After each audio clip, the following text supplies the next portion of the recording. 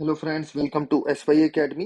Friends, इस video में हम बात करेंगे कि थोड़ी सी understanding about who are the real minorities. इस पे थोड़ा सा जब डिस्कशन हुआ, क्या वो पुअर थे, क्या वो रिलीजन की बेस पे करे, कास्ट के बेसिस पर, जेंडर की बेसिस पर करें, किस बेसिस पे हम ये डिवाइड करें और डिसाइड करें कि कौन माइनॉरिटीज हैं। वो एक थोड़ा सा डिस्कशन काफी ज्यादा चला और उसके साथ साथ कुछ लोगों ने ये कहा कि ऑब्जेक्टिव रेजोल्यूशन में जो नेहरू साहब ने अच्छी अच्छी बातें करी हैं, उन बातों से अकेले काम नहीं चलेगा, उससे ज्यादा हमें करना पड़ेगा। तो चलिए यही डिस्कशन को हम आगे बढ़ाते हैं। We will need much more than this resolution. Resolution मतलब ऑब्जेक्टिव रेजोल्यूशन जो नेहरू साहब ने दिया था, जो मैं पहले 2-3 लेक्चर पहले खत्म कर चुका हूँ। While welcoming the objective resolution, N G Ranga, जो एक सोशलिस्ट थे। ध्यान रखिए, जब सोशलिस्ट वर्ड आए तो आपकी अंडरस्टैंडिंग क्लियर हो जानी चाहिए कि ये भाई पुअर लोगों के बारे में, वर्कर, पीजेंट क्लास, इन सब के बारे में बात करेंगे, ठीक है। N G Ranga, socialist who had been a leader of the peasant movement, देखिए लीडर भी आ गए पीजेंट मूवमेंट के, urged that the term minorities be interpreted in economic terms। अब ये बातें क्यों नहीं है, क्योंकि देखिए हमेशा हर कंट्री में, ऑलमोस्ट हर कंट्री में माइनॉरिटीज को एक्स्ट्रा राइट दिए जाते हैं। क्यों दिए जाते हैं, बार बार मैं रिपीट कर रहा हूँ। कोई अगर लैडर में नीचे खड़ा है तो हमें, और वो यहाँ पे ऐसे देख रहा है, और कोई किसी की मतलब किसी की हाइट ही पहले ज्यादा बड़ी है, तो ऐसे बात नहीं चलेगी। मतलब इक्वालिटी देने के लिए दोस्तों हमें उसको बड़ी लैडर देनी पड़ेगी, बड़ी लैडर, जिससे सब इक्वल टर्म्स में आ पाए। मतलब बात सिंपल है। फॉर एग्जाम्पल, किसी के पेरेंट्स जो हैं वो इकोनॉमिकली वेल ऑफ नहीं है और दूसरे बंदे के इकोनॉमिकली वेल ऑफ है, ठीक है। ए के इकोनॉमिकली वेल ऑफ नहीं है, बी के हैं, तो डेफिनेटली दोस्तों बी का जो वो बच्चा है उसको बेटर एजुकेशन मिलेगी। तो हमें मेक श्योर करना पड़ेगा दोस्तों कि ए को हम कुछ ऐसे एक्स्ट्रा राइट्स दें कि ए और बी दोनों के बच्चे इक्वल लेवल पे आ सकें। अदरवाइज वो इक्वल लेवल पे कभी नहीं आ सकते। ये पॉइंट आपको क्लियर हो जाना चाहिए दोस्तों, राइट। इसलिए राइट्स देना जरूरी होते हैं। तो अब बात ये आती है कि एनजी रंगा साहब कह रहे थे कि माइनॉरिटीज जो हैं वो इकोनॉमिक टर्म्स के बेसिस पे डिसाइड होना चाहिए कि किसके पास कितना पैसा है। जिसके पास पैसा नहीं है, भले ही वो हिंदू, मुसलमान, सिख, ईसाई, वुमेन, ट्रांसजेंडर कुछ भी हो, उसकी हमें कंडीशन पे वर्क करना चाहिए, उसको माइनॉरिटी बनाना चाहिए और उसको राइट्स देने चाहिए। ये एनजी रंगा साहब कह रहे हैं। द रियल माइनॉरिटीज फॉर रंगा were the poor and the down trodden. ठीक है दोस्तों। He welcomed the legal rights the Constitution was granting to each individual, but pointed to its limits।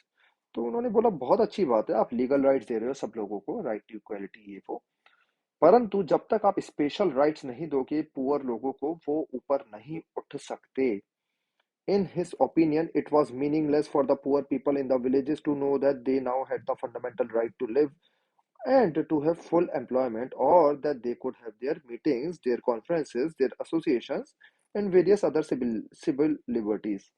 आप किसी मतलब गरीब इंसान को जिसको खाना पीना मिल नहीं रहा, उसको बोलो कि भैया तेरे पास फंडामेंटल राइट है, और तू अब अपनी एसोसिएशन कर सकता है, तेरे को जो बोलना है वो बोल सकता है ना। और तेरे को राइट टू लाइफ का भी अधिकार है आर्टिकल 21 के अकॉर्डिंग। वो बोलेगा ये सब क्या बातें कर रहे हो, मुझे खाना तो दे दो पहले, खाने के बाद मुझे एजुकेशन दो, मुझे स्किल दो, राइट दोस्तों। तो इसलिए उस बंदे के लिए, जो ऐसा गरीब बंदा है, उसके लिए फंडामेंटल राइट्स, आपके पूरे कॉन्स्टिट्यूशन का कोई मीनिंग नहीं है, ठीक है। In his opinion it was meaningless for the poor people in the villages. जो स्पेशली विलेजेस में जो गरीब लोग हैं उनके लिए कोई मीनिंग नहीं है आपके फंडामेंटल राइट्स का। It was essential to create conditions where these constitutionally enshrined rights could be effectively enjoyed, right? For this, they needed protection. They need props. They need a ladder. ठीक है दोस्तों। Ladder का I hope आपको perspective भी मैं पहले ही समझा चुका हूँ कि उनको बड़ी लैडर देनी होगी, जिससे वो ऊपर ऊपर आसानी से पहुंच पाए। क्यों? क्योंकि वो पहले ही छोटे हैं। छोटा हाइट में मतलब सब मतलब चीज, ठीक है। ये समझने वाली बात है कि उनके पास पहले ही वो कंडीशंस नहीं है। आई होप ये पॉइंट आपको क्लियर हो गए होंगे, राइट। एक बार नीचे वाले पॉइंट्स खत्म कर लेते हैं, फिर बॉक्स पे आएंगे। Ranga also drew attention to the gulf that separated the broad masses of Indians and those claiming to speak on their behalf in the Constituent Assembly. Constituent Assembly में तो अमीर लोग बैठे हैं और गरीब लोग, उनको तो पता ही नहीं कंस्टिट्यूएंट असेंबली क्या होता है। काफी लोगों को तो ये नहीं पता होगा कि भारत आजाद हो गया। आप जस्ट इमेजिन करो, शेड्यूल ट्राइब है किसी जंगल में, उसे क्या पता भारत आजाद हो गया या नहीं हो गया, है ना? ऐसी भी सिचुएशन थी। Whom are we supposed to represent? ये रंगा साहब कह रहे हैं, the ordinary masses of the country, and yet most of us do not belong to the masses themselves. हम तो गरीब है ही नहीं, हम तो अमीर लोग हैं, हमें तो अच्छा खासा खाना मिलता है, कोई टेंशन नहीं है ना? हम उनकी प्रॉब्लम समझ ही नहीं सकते।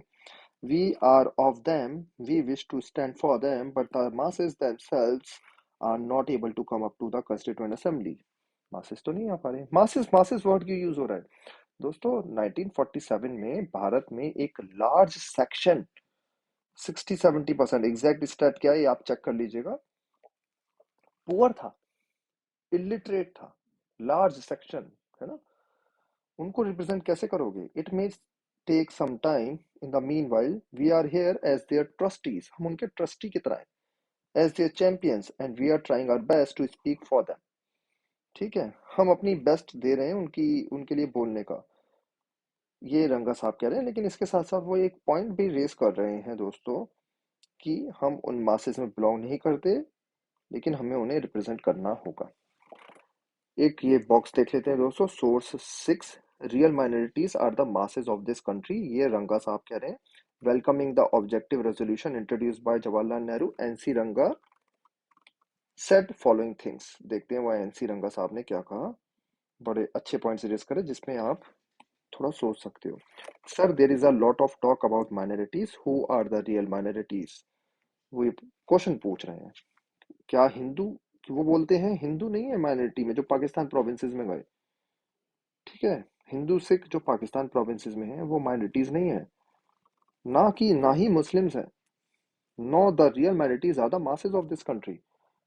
ठीक है, बात समझ रहे हो? माइनॉरिटी का मतलब हमेशा न्यूमेरिकल फिगर में मत समझो दोस्तों, ये मैं आपको पहले लेक्चर से समझा रहा हूँ इस चैप्टर के। ठीक है, आई होप आपको ये पॉइंट क्लियर आ गया होगा।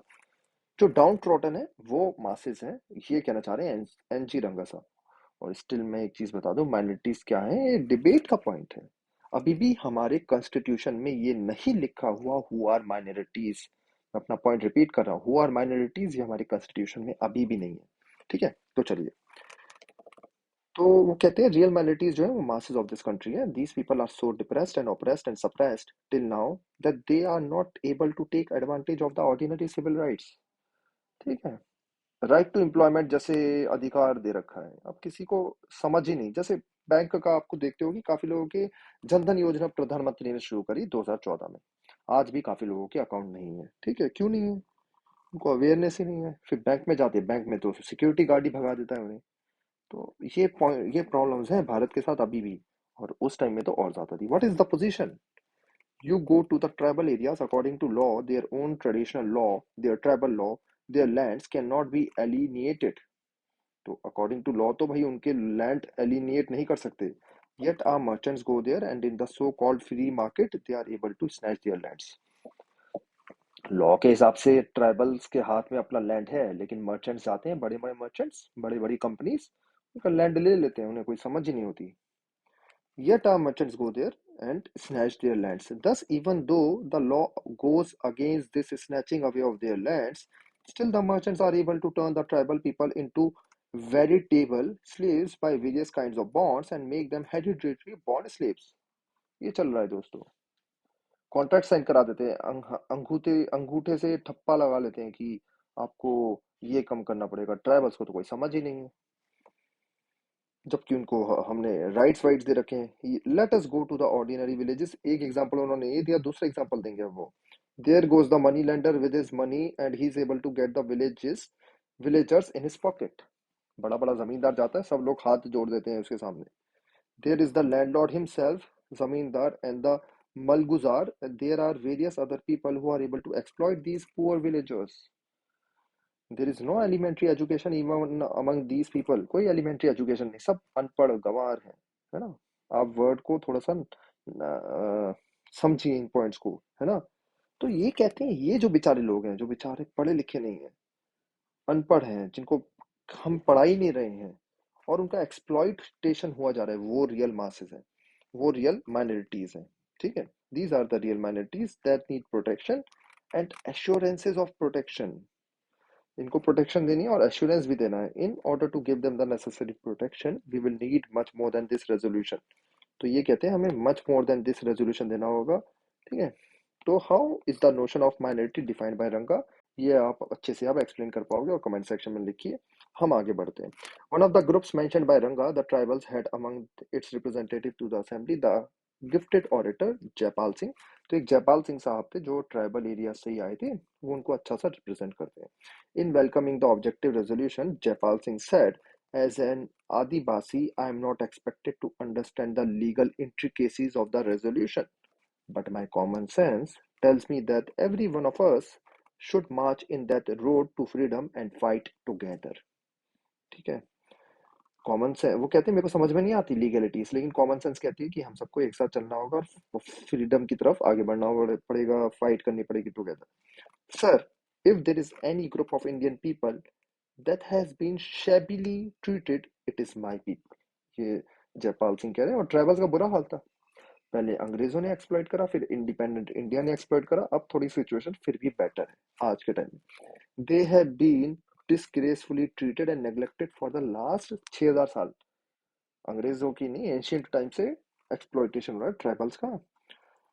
पढ़ा होगा आपने, एंशियंट हिस्ट्री पढ़ते हुए आ रहे हो मेरे साथ। अनटचेबल्स बोल देते थे, है ना, आउटकास्ट कर देते थे, मतलब 4 कास्ट होती है उनमें डालते, 4 वर्ना होते उसमें डालते ही नहीं थे।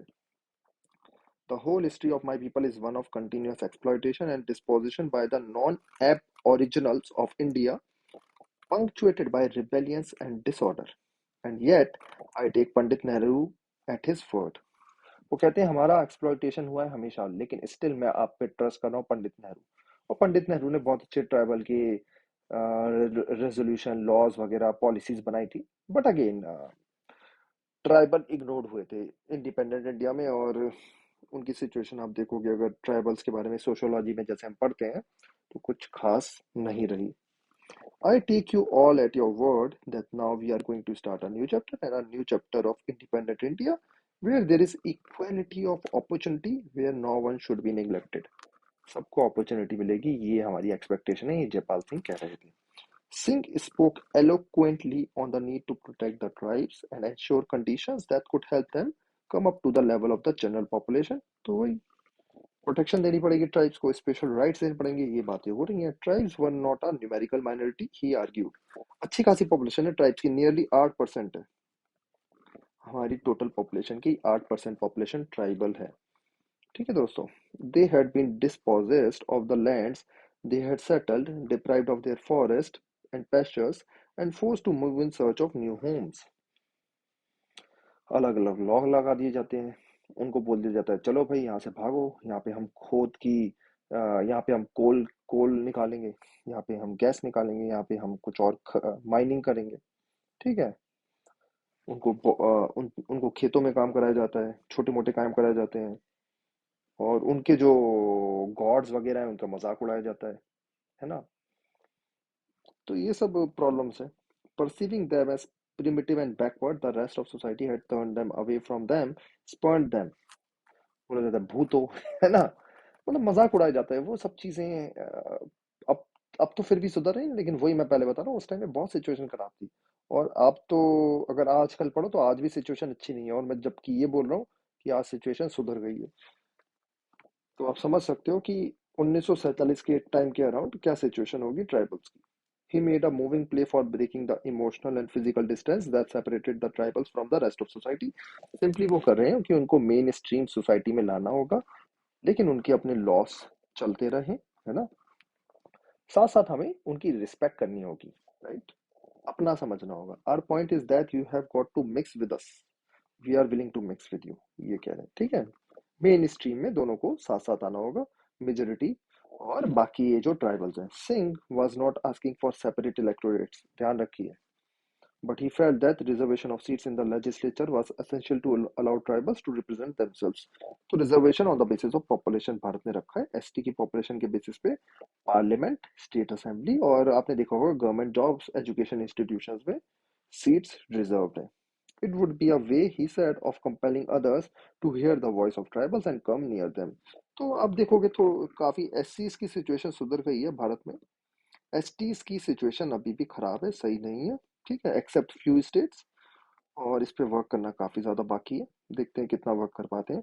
तो फ्रेंड्स, आई होप ये पॉइंट आपको समझ में आए होंगे। हमारा कॉन्स्टिट्यूशन क्यों ऐसा बना ये भी आपको समझ में आया होगा, और साथ साथ एक इंपॉर्टेंट चीज है, आप भी अंडरस्टैंड करते होगे उनकी प्रॉब्लम्स और उनकी रिस्पेक्ट, और मे बी हम हेल्प करेंगे अपनी रियल लाइफ में भी इन सब चीजों को इम्प्लीमेंट करने की। नेक्स्ट नेक्स्ट वीडियो में दोस्तों हम और चीजें देखेंगे।